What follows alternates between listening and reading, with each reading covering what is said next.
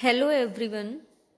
इस वीडियो में हम आज डिस्कस करेंगे the fundamental unit of life. Firstly हम जानेंगे कि फंडामेंटल यूनिट ऑफ लाइफ का मतलब क्या होता है। एक एग्जाम्पल के थ्रू समझते हैं। सबसे पहले हम जानेंगे फंडामेंटल का मतलब होता क्या है।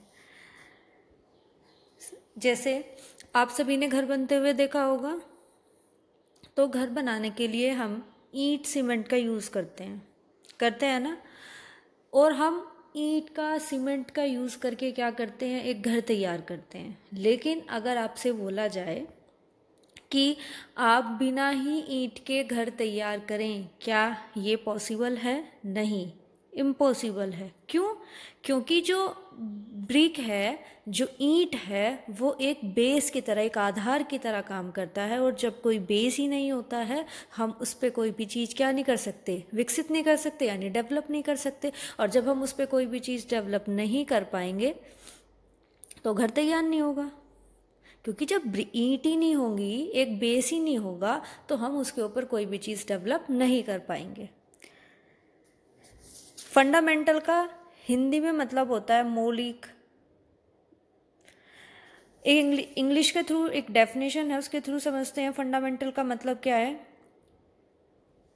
Forming the base from which everything else develop. तो एक बेस की तरह काम करता है और जिसपे मतलब क्या होती है, कोई भी चीज़ डेवलप होती है। जैसे ब्रिक है, ब्रिक एक जो घर बनाने में जो है, ब्रिक एक बेस की तरह काम कर रही है और उसके ऊपर ही हम क्या करते हैं, फिर एक घर डेवलप कर पाते हैं। फिर हम समझते हैं यूनिट का मतलब। यूनिट का मतलब होता है कि कोई भी single thing which is complete in itself although it can be a part of something larger. कहने का मतलब होता है, यूनिट का मतलब है इकाई। A single thing which is complete in it self. हम ईंट ही ले लेते हैं। अब ईंट ऐसा तो है नहीं कि जब हम ईंट का यूज़ करके दीवार बना रहे हैं तभी उसका अस्तित्व है। बिना मतलब ईंट का, अकेले का कोई मतलब है ही नहीं, कंप्लीट ही नहीं है। कहने का मतलब है, क्यों भाई, ईंट अकेली भी तो अपने आप में कंप्लीट है। और वो ईंट, एक एक ईंट मिलके हम क्या कर रहे हैं, दीवार बना रहे हैं। तो कहने का मतलब है, यूनिट का मतलब है कि कोई सिंगल थिंग, जैसे हमने ईंट ली, ईंट अपने आप में क्या है, कंप्लीट है। और ये जो है किसी भी बड़े चीज़ का क्या हो सकती है, एक छोटा हिस्सा हो सकती है। छोटा हिस्सा ही तो है, जब हम दीवार बनाते हैं इससे, तो दीवार का छोटा हिस्सा ईंट हो गई। ठीक है, तो यूनिट का मतलब होता है इकाई। फिर हम बात करते हैं लाइफ की। लाइफ का मतलब होता है जीवन। तो इन तीनों को अगर हम मर्ज करें तो क्या डिफाइन कर पाएंगे कि एक ऐसा बेस जो खुद में कंप्लीट है, एक बड़ी चीज़ का छोटा रूप है और उसके ऊपर ही लाइफ बनी है। आया समझ? अब हम बात करेंगे फंडामेंटल यूनिट ऑफ लाइफ क्या है। सेल। सेल से ही तो जीवन बना होता है। जैसे एक ईंट जो है, मिल मिल के, ईंट से मिल मिल के क्या हो रहा था, एक घर बन रहा था। उसी तरह से सेल से मिल मिल के क्या होता है, एक लिविंग बॉडी बनती है। तो ईंट जो है एक किसकी तरह काम कर रही है, सेल की तरह। जैसे सेल से मिलके एक लिविंग बॉडी तैयार होती है, उसी तरह से ईंट से मिलके क्या तैयार होता है, घर तैयार होता है। ठीक है, सेल को आगे चलते हैं, आगे देखते हैं। देखो, सेल जो है एक बेस, जैसे अभी पीछे पढ़ा कि फंडामेंटल का मतलब होता है एक बेस। क्यों बेस, क्यों सेल को क्यों कहा गया कि भाई ये फंडामेंटल यूनिट है? क्यों? क्योंकि एक सेल क्या करती है, एक बेस की तरह काम करती है। क्यों? एक लिविंग बॉडी जो है किससे तैयार होती है, सेल से तैयार होती है।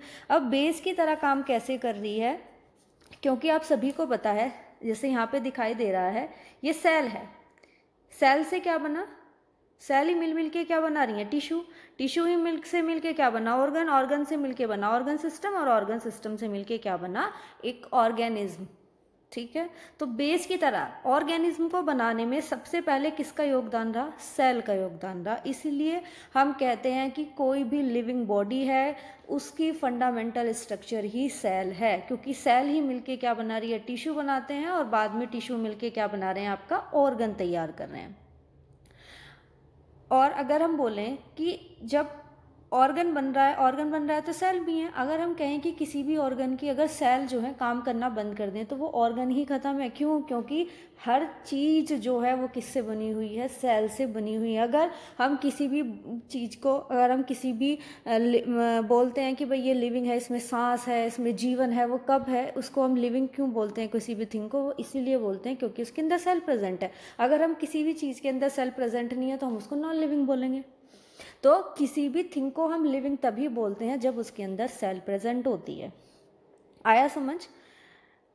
तो किसी भी लिविंग बॉडी को तैयार करने में एक बेस की तरह कौन काम करती है? सेल काम करती है। ठीक है, नेक्स्ट चलते हैं। अब हम जानेंगे सेल की डेफिनेशन। फर्स्टली सेल को क्या बोला गया है? बिल्डिंग ब्लॉक्स ऑफ लाइफ बोला गया है, क्योंकि एक ज़िंदगी को बनाने के लिए धीरे धीरे सेल बनी, टिश्यू बनी, टिश्यू सेल मिल के टिश्यू बनाए, टिश्यू से आपका ऑर्गन सिस्टम से ह्यूमन बॉडी। तो एक बिल्डिंग की तरह काम कर रही है, बिल्डिंग ब्लॉक्स। जैसे एक बिल्डिंग तैयार होती है ना, ईंट रखी फिर ऊपर, इसी तरह से सेल से फिर टिश्यू बनता है, टिश्यू से ऑर्गन बने, हमारे अंग बने, फिर हमारा पूरी जो है लिविंग बॉडी तैयार होती है इसी तरह से।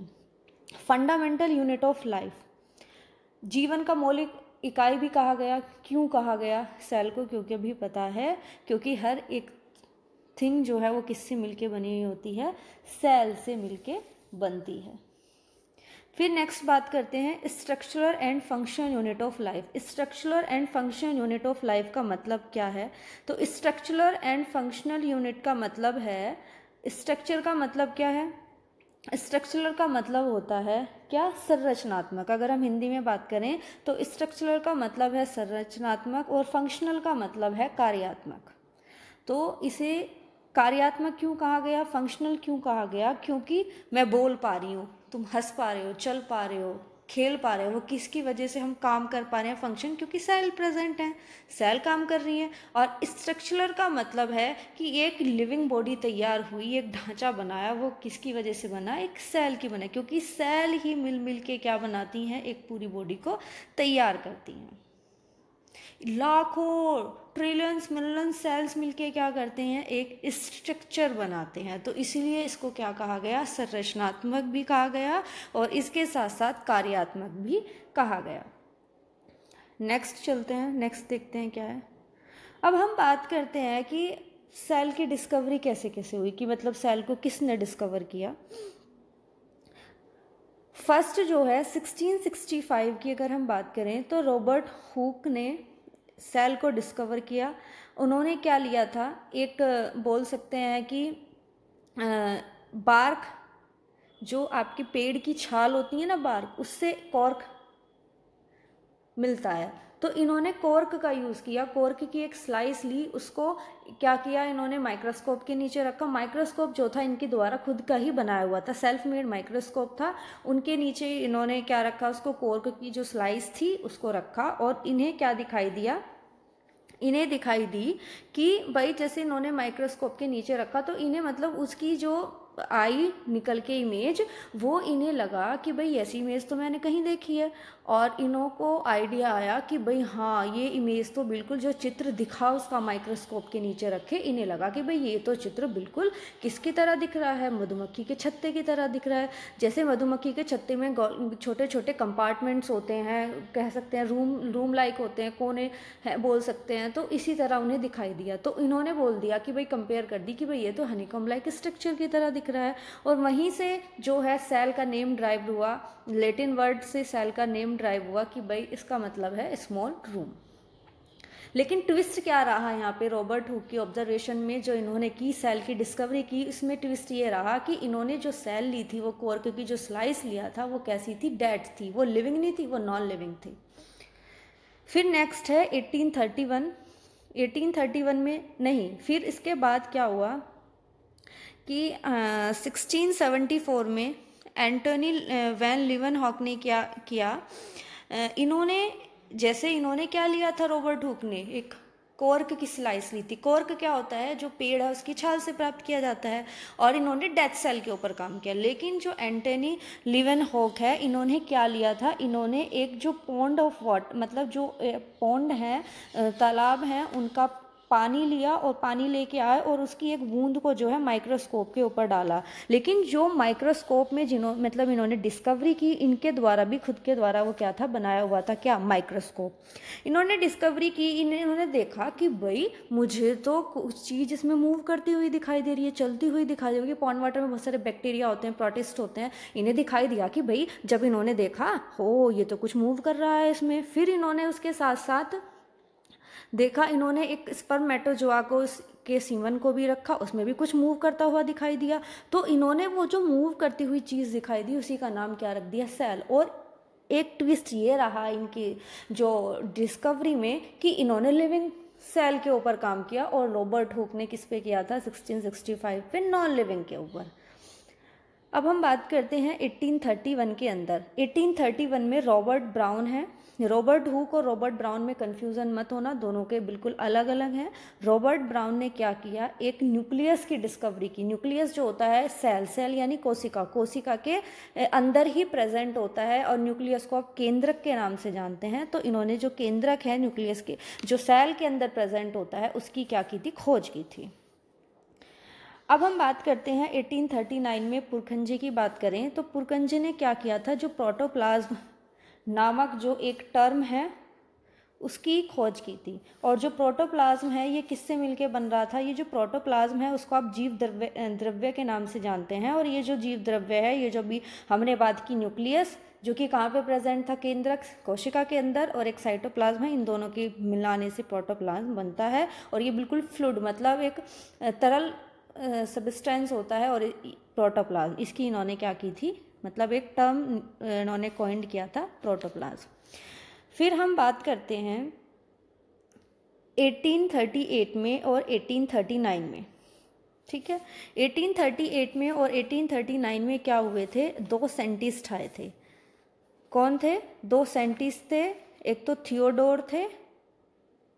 थियोडोर स्वैन थे, एक मैथियस सिल्डन थे। कौन कौन से थे, मैथियास सिल्डन एंड थियोडोर स्वैन। तो जो मैथियास सिल्डन है 1838 में, अगर मैं इनकी बात करूं तो ये जो थे बॉटनिस्ट थे। जो शिल्डन थे ये क्या थे, बॉटनिस्ट थे, मतलब प्लांट की स्टडी ये ज़्यादा करते थे। और जब प्लांट की स्टडी करते थे तो इन्होंने क्या मतलब कहा, इन्होंने कहा कि भाई जो प्लांट है वो सभी क्या किससे मिलके बनते हैं, सेल से मिलके बनते हैं। और जो थियोडोर स्वैन थे 1839 में, ये क्या थे, जूलॉजिस्ट थे, ये एनिमल्स पे ज़्यादा फोकस करते थे। इन्होंने कहा कि भाई all animals made up of cell, ठीक है। तो अगर हम इन दोनों को मिलाएं, 1838 में जो शिल्डन थे और 1839 में जो स्वैन थे, इन दोनों ने मिलके जैसे डिस्कवरी की, अगर इसको मिलाएं, क्योंकि वो बोल रहे थे कि भाई प्लांट मिलके बने हुए होते हैं, ये बोल रहे थे कि एनिमल सेल से मिलके बने होते हैं, मेड अप ऑफ सेल्स। तो इन दोनों की अगर हम निकालें तो इससे जो आपका एक निकल के आएगी टर्म, वो आएगी कि that all plants and animals are consist of cell and the cell is the basic unit of life. हम बोल सकते हैं कि जितने भी ऑर्गेनिज्म होते हैं वो किससे मिलके बनते हैं, कोशिका से मिलके बनते हैं, यानी सेल से मिलके बनते हैं, ठीक है। इन्होंने बोला भी हुआ है कि जितने भी प्लांट हैं यानी पौधे हैं, जानवर हैं, वो किससे मिलके बनते हैं, कोशिका से मिलके बनते हैं। लेकिन इसमें एक ट्विस्ट ये रहा कि जो ये सेल की डिस्कवरी की इन्होंने बताया, इसके बाद जो मतलब इनकी जो कुछ डिस्कवरी है उनमें कमियां रह गई थी, फिर उसको विर्चो ने पूरा किया था। आगे देखते हैं हम इसके बाद। तो जैसे मैंने अभी सेल डिस्कवरी पीछे बताई है, इसकी सब एक्सप्लेनेशन है कि रॉबर्ट हुक ने 1665 में डिस्कवरी की थी और इन्होंने क्या लिया था, कॉर्क लिया था। जैसे मैंने अभी बताया था कि जो पेड़ है उसकी जो छाल है उससे ये कॉर्क लिया जाता है। जब इन्होंने देखा तो इनको बिल्कुल ऐसी इमेज दिखाई दी, और जब ये इमेज देखी तो इन्हें किसकी तरह लगा, जैसे मधुमक्खी का छत्ता होता है इसकी तरह इन्हें दिखाई दी। लेकिन ट्विस्ट ये रहा कि जो इन्होंने सेल ली थी, कोशिका ली थी, वो कैसी थी, मरी हुई थी। और यहीं से जो है एक सेल के लैटिन वर्ड का नेम ड्राइव हुआ, लैटिन वर्ड से सेल का नाम निकला स्मॉल रूम। फिर आगे हम बात करते हैं कुछ अदर डिस्कवरी हुई, जैसे लीवेनहॉक ने 1674 में फ्री लिविंग सेल्स के बारे में बात की, रॉबर्ट हुक ने 1831 में न्यूक्लियस की खोज की, पुरखंजे ने 1839 में प्रोटोप्लाज्म की खोज की। फिर सेल थ्योरी आई। सेल थ्योरी जो है अभी दो बायोलॉजिस्ट जो मैंने पीछे बताए थे, शिल्डन और स्वैन, 1838 1839 में इन दोनों ने बताया कि जितने भी प्लांट एनिमल्स होते हैं वो सेल से मिलकर बनते हैं, क्योंकि सेल जो होती है आपकी क्या होती है, बेसिक कह सकते हैं या फंडामेंटल, मौलिक जीवन की इकाई होती है। और फिर इसको सेल थ्योरी को जैसे भी मैंने प्रेजेंट किया, पीछे बताया था कि इन्होंने क्या क्या बताया स्वैन ने और शिल्डन ने, लेकिन क्या हुआ कि कुछ सेल थ्योरी में कमियां रह गई थी, जिसको विर्चो ने आगे क्या किया, एक्सपेंड किया 1855 में। लेकिन क्या कमियां रह गई थी, सबने ये तो बता दिया कि भैया एनिमल भी, ऑर्गेनिज्म भी जो है सेल से मिलके बनते हैं, लेकिन किसी ने ये नहीं बताया सेल थ्योरी में कि not explain how new cells are form. किसी ने ये नहीं बताया कि ये जो आखिरकार सेल्स होती हैं ये बनती कैसे हैं न्यू सेल। तो विर्चो ने बताया कि जो सेल होती हैं वो अराइज होती हैं from pre existing cell. Pre existing cell का मतलब होता है जो पहले से ही अस्तित्व में होती हैं, उन्हीं से, जो पहले से ही प्रेजेंट होती हैं उन्हीं से जो होती हैं न्यू सेल निकलती हैं, यानी अराइज होती हैं, बनती हैं। ठीक है। फिर जैसे जैसे डिस्कवरी हुई, क्योंकि अभी पीछे बात की थी रॉबर्ट हुक ने जो डिस्कवरी की, जो एंटन लीवेनहॉक ने डिस्कवरी की, उनके द्वारा खुद के द्वारा जो है माइक्रोस्कोप थे बने हुए। लेकिन जैसे जैसे इलेक्ट्रॉनिक माइक्रोस्कोप की डिस्कवरी हुई 1940 में, तो जितनी भी कॉम्प्लेक्स स्ट्रक्चर हैं, जटिल जटिल जितनी भी संरचनाएँ हैं कोशिका की, उनके बारे में भी हम समझ पाए, उसी के कारण, इलेक्ट्रॉन माइक्रोस्कोप के कारण। अब जो है सेल जो है दो प्रकार की होती हैं। जैसे बोल सकते हैं कि किसी के अंदर तो कोई ऑर्गेनिज्म ऐसे होते हैं जिसमें एक ही कोशिका प्रेजेंट होती है, उपस्थित होती है, किसी में बहुत सारी होती हैं। तो जो यूनिसेलुलर ऑर्गेनिज्म का मतलब होता है जिसमें एक ही कोशिका, मतलब एक ही सेल होती है, और वो कौन है, जैसे अमीबा है, पैरामीशियम है, बैक्टीरिया। मतलब जैसे अगर हम ह्यूमन बॉडी की बात करें तो ह्यूमन बॉडी में बहुत सारी सेल्स प्रेजेंट होती हैं, अलग अलग ऑर्गन में, अलग अलग ऑर्गन में अलग अलग टाइप्स ऑफ सेल प्रेजेंट होती हैं। तो मल्टी सेल्स होती हैं। मल्टी का मतलब होता है मैनी, बहुत सेल्स प्रेजेंट होती हैं, और वो ही क्या करती हैं, हमारी बॉडी में अलग अलग वर्क परफॉर्म करती हैं। लेकिन यूनिसेलुलर जिसके अंदर एक ही सेल प्रेजेंट होती है, उसमें एक ही सेल सारा काम करती है, रेस्पिरेशन मतलब भी करती है, डाइजेशन, एब्जॉर्प्शन, मतलब सब कुछ एक ही सेल परफॉर्म करती है। लेकिन वो कौन कौन से हैं, अमीबा है, पैरामीशियम है, जैसे बैक्टीरिया है, इन सब में कैसी होती है, एक सिंगल सेल प्रेजेंट होती है। लेकिन अगर हम बात करें मल्टी सेलुलर कौन होते हैं, मल्टी का मतलब होता है मैनी। तो many cells group together in a single body, जैसे हम ह्यूमंस हैं, प्लांट्स हैं, एनिमल्स हैं, इनमें बहुत सारी सेल्स अलग अलग वर्क परफॉर्म करती हैं। लेकिन यूनी वाले में, जिनमें एक ही सेल होती है, उसमें एक ही सेल सारा काम करती है। अब ऐसा भी नहीं कि जो सारी सेल सब बताते हैं इसमें कि सेल के शेप, साइज, मतलब उनकी आकृति, उनका आकार सबका अलग अलग होता है। अब ऐसा तो है नहीं कि जितनी भी सेल्स हमारी बॉडी में प्रेजेंट हैं वो एक ही आकार की होंगी, एक ही साइज की, नहीं। किसी का साइज़ बड़ा, किसी का साइज़ छोटा। जैसे हम आरबीसी की बात करें, ये कैसी दिखती हैं, अलग दिखती हैं, और डब्ल्यूबीसी अलग दिखती हैं। और अगर हम बोलें कि जो आपकी नर्व सेल होती हैं वो अलग दिखती हैं, लंबी दिखती हैं, कोई गोलाई में दिखती हैं, कोई अंडाकार में दिखती हैं, इस तरह की जो है। तो ऐसा नहीं है कि सेल की सभी की एक जैसी आकृति होती है। जितनी भी सेल होती हैं सबकी अपनी अलग अलग क्या होती हैं, आकृति और आकार होते हैं। फिर आगे हम बात करते हैं, अब सेल के बारे में तो पढ़ लिया, कोशिका के बारे में। अब भाई कोशिका के अंदर भी बहुत सारे क्या होते हैं, सेल ऑर्गेनल्स प्रेजेंट होते हैं, उनके बारे में पढ़ेंगे। सबसे पहले हम जान लेते हैं, जैसे सेल मेम्ब्रेन है, लाइजोसोम्स है, न्यूक्लियस है, न्यूक्लियस है, न्यूक्लियर मेम्ब्रेन, वैक्यूल, ये सब दिखाई दे रहे हैं आपको। ये सब क्या है, सब पार्ट्स ऑफ सेल हैं, जिसके बारे में एक एक करके हम आगे क्या करेंगे, डिस्कस करेंगे। तो सबसे पहले जो आज हम पढ़ेंगे वो पढ़ेंगे सेल मेम्ब्रेन। ठीक है। सेल मेम्ब्रेन को क्या बोलते हैं, कोशिका झिल्ली। तो आगे हम सबसे पहले किसके बारे में पढ़ेंगे, सेल मेम्ब्रेन की बात करेंगे, या फिर आप इसको क्या बोल सकते हैं, कोशिका झिल्ली, इसके बारे में पढ़ेंगे। तो सबसे पहले लिविंग, लिविंग का मतलब है जीवित। जीवित का मतलब क्या है कि जब सेल है, सेल ही किसके अंदर प्रेजेंट होती है। अभी मैंने बताया कि सेल जो कोशिका है वो उसी के अंदर प्रेजेंट होती हैं जो लिविंग ऑर्गेनिज्म होते हैं। और हम किसी भी चीज़ को, किसी भी थिंग को हम लिविंग तभी बोलते हैं जब उसके अंदर सेल प्रेजेंट होती है। तो इसलिए सेल मेम्ब्रेन हो है, सेल की आउटर कवरिंग है, लिविंग है, तो इसलिए इसको क्या बोला, लिविंग बोला। आउटर कवरिंग का मतलब होता है, आउटर मोस्ट मतलब सबसे भारी जो परत होती है, कवरिंग होती है, जो इसको कवर करके रखती है, वो क्या होती है, आपकी सेल मेम्ब्रेन होती है या प्लाज्मा मेम्ब्रेन होती है। Holds the content of cell, holds the content of cell का मतलब क्या है कि अभी जो पीछे हमने बहुत सारे ऑर्गेनल्स के बारे में बात की कि भाई इसके अंदर बहुत सारे ऑर्गेनल्स प्रेजेंट होते हैं, जो अभी स्ट्रक्चर में आपने देखा था। तो उन ऑर्गन्स को, जो ऑर्गेनिल्स होते हैं उनको पकड़ने का काम कौन करती है? ये सेल मेम्ब्रेन। भाई उनको अपनी जगह क्या करके रखती है? भाई वो ऐसे ही रहें, पकड़ के रखती है, उनको होल्ड करने का काम करती है। प्रोवाइड्स अ डेफिनेट शेप, एक सेल है, कोशिका है, उसको एक आकृति देने का काम भी कौन करती है? सेल मेम्ब्रेन ही करती है। Facilitate movement of some material because it is selectively permeable.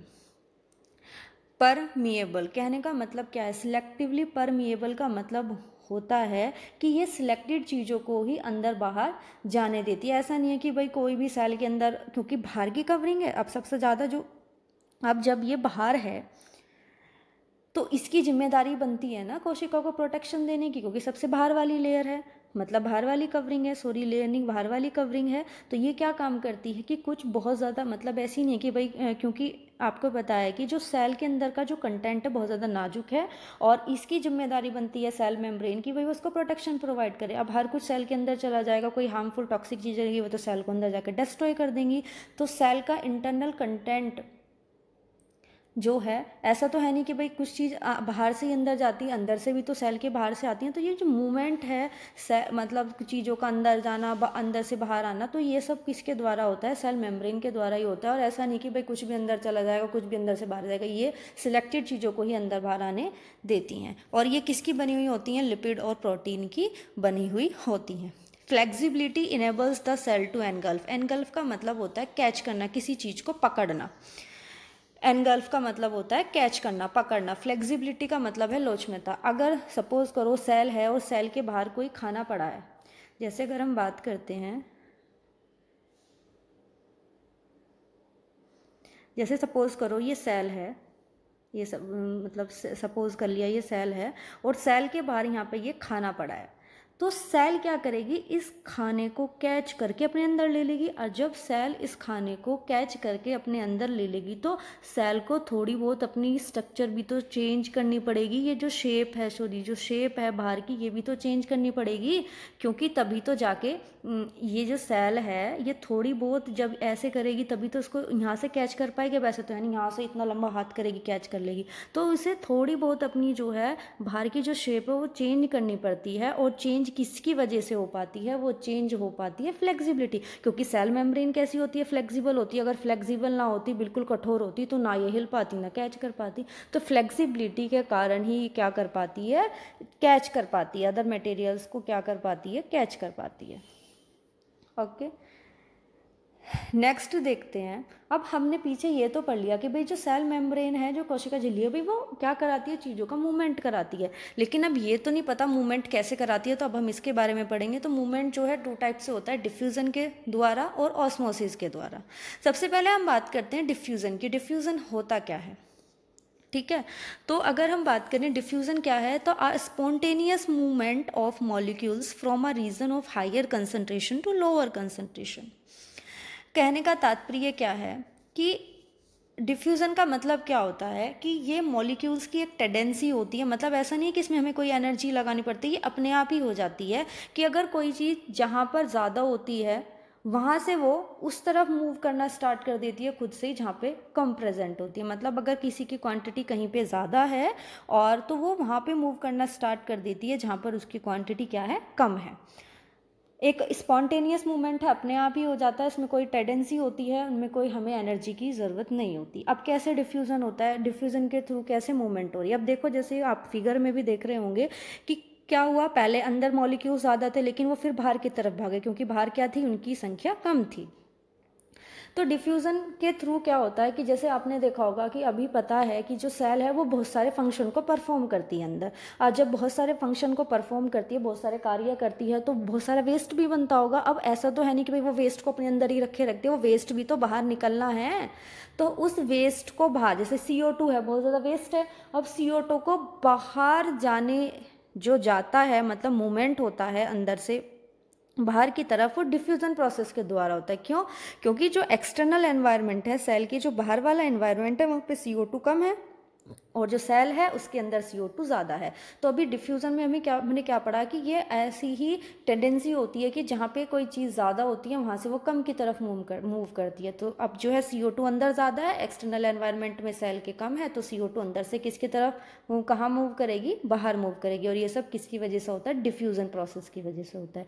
ऐसे ही ऑक्सीजन की बात करें, अगर सेल के अंदर ऑक्सीजन कम है, ऑक्सीजन एक्सटर्नल एनवायरनमेंट में ज़्यादा है, तो ऑक्सीजन भी जो सेल के अंदर है वो भी डिफ्यूज़न प्रोसेस के द्वारा ही जाता है, क्योंकि O2 अंदर कम है, बाहर ज़्यादा है, तो बाहर से किसकी तरफ, क्योंकि अभी हमने पढ़ा कि ज़्यादा से किसकी तरफ जाते हैं, कम की तरफ जाते हैं। अब O2 बाहर ज़्यादा है, अंदर कम है, तो बाहर से किसकी तरफ जाएगा, अंदर की तरफ से जाएगा। तो इस तरह से जो है गैसेस का जो है आदान प्रदान, जो मूवमेंट होती है वो किसकी वजह से होती है, वो डिफ्यूज़न प्रोसेस के द्वारा होती है। नेक्स्ट प्रोसेस आता है आपका ऑस्मोसिस।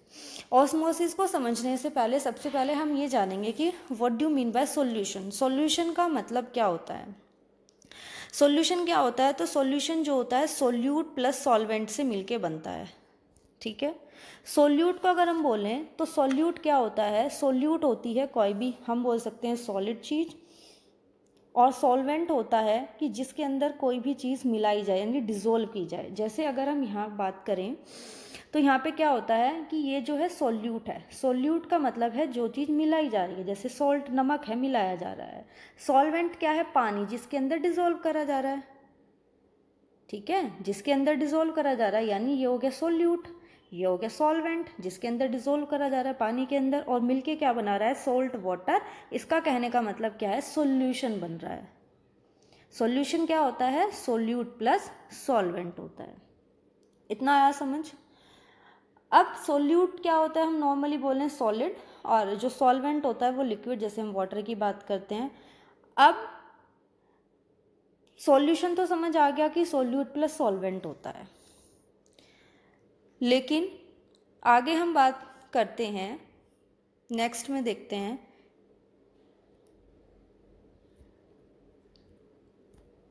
अब कैसे जो वाटर के मॉलिक्यूल्स हैं वो कैसे मूवमेंट करते हैं सेल के अंदर और बाहर।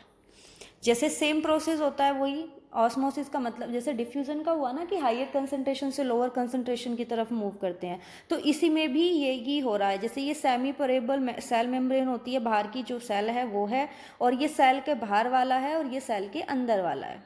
ठीक है, ये क्या है, सेल के बाहर वाला हिस्सा है, और ये क्या है, सेल के अंदर वाला है। अब आप खुद से देखो, वाटर की ड्रॉप्स क्या हैं, बाहर ज़्यादा हैं, अंदर क्या है, कम है।